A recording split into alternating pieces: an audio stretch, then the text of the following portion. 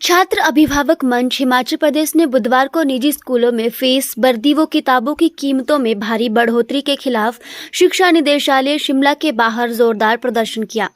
मंच का कहना है कि फीस, ड्रेस और कॉपी किताबों की कीमतों में 25 से 30% तक की बढ़ोतरी की गई है। छात्र अभिभावक मंच के संयोजक विजेंद्र मेहरा ने बताया कि इस बार भी फीस में बढ़ोतरी की गई है। इसी तरह ड्रेस व किताबों की कीमतें भी 25 से 30% तक बढ़ाई गई हैं। इससे सीधे तौर पर हजारों परिवारों की जेब पर डाका डाला गया है। न्यायालय के निर्णय और सरकार इस पर रोक तो लगाते हैं, लेकिन इन निर्णयों को स्कूल ठेंगा दिखाते हैं। सरकार निजी स्कूलों की मनमानी पर रोक लगाने में असफल रहती है। 2016 से छात्र अभिभावक मंच आंदोलन लड़ रहा है।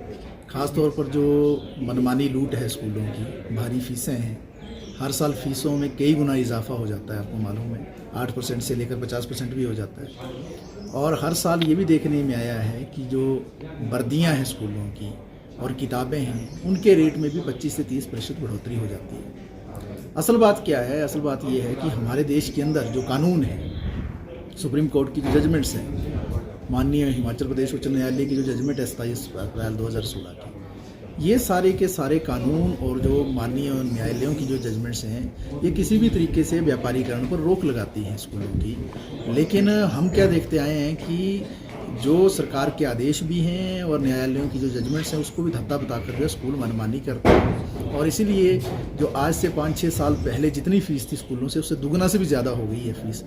जो वर्दी के और किताबों के रेट थे, वो दुगना से भी ज़्यादा हो गए। और मज़ेदार बात यह है कि एनसीईआरटी की जो किताबें हैं, वो पढ़ाई नहीं जाती हैं स्कूलों के अंदर, जबकि कानून के अनुसार एनसीईआरटी की किताब पढ़ाई जाती है। एनसीईआरटी की 100 रुपये की किताब है, उसी किताब के 3 हिस्से बनाकर 3 किताबें बना देते हैं ये प्राइवेट स्कूल, और एक एक किताब की कीमत 300 कर देते हैं। यानी 100 रुपये की जो किताब मिलनी थी, वो 900 रुपये में वो किताब चली जाएगी, 1000 रुपये में आपको किताब मिलेगी। इस तरीके की लूट है। तो ये कुल मिलाकर जो है सीधे रूप में तानाशाही भी है, लूट भी है, मनमानी भी है। और इन सारे विषयों को हम समय समय पर उठाते रहे हैं सरकार के पास भी, आंदोलन के माध्यम से, उच्चतर शिक्षा निदेशक के माध्यम से।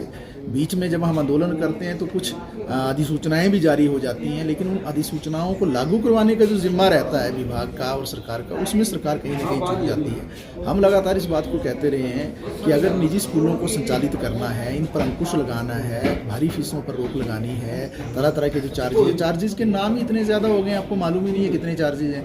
कभी एनुअल चार्ज बोल देते हैं, कभी मिसलिनियस बोल देते हैं, कभी ई केयर बोल देते हैं, कभी स्मार्ट क्लासरूम बोल देंगे, कभी कंप्यूटर रूम का चार्ज बोल देंगे, कभी दूसरा चार्ज बोल देंगे। और ये सारी चीज़ों पर जो है, इनको रेगुलेट करने के लिए कमीशन होना चाहिए हिमाचल प्रदेश के अंदर। आपको मालूम ही होगा कि जो हायर एजुकेशन है, कॉलेज हैं और यूनिवर्सिटियां हैं प्राइवेट क्षेत्र में, उनको संचालित करने के लिए कानून है, रेगुलेटरी कमीशन है हमारे प्रदेश के अंदर, 2010 में बन चुका है। और उसी का नतीजा आपने देखा था कि बहुत सारे प्राइवेट यूनिवर्सिटियों पर शिकंजा कसा था, बहुत सारे कुलपति जो हैं उन पर भी एक्शन हुआ था, और बहुत सारों को नौकरियों से भी निकाला गया था, और डिग्रियाँ जो जाली वो भी सामने आई थी।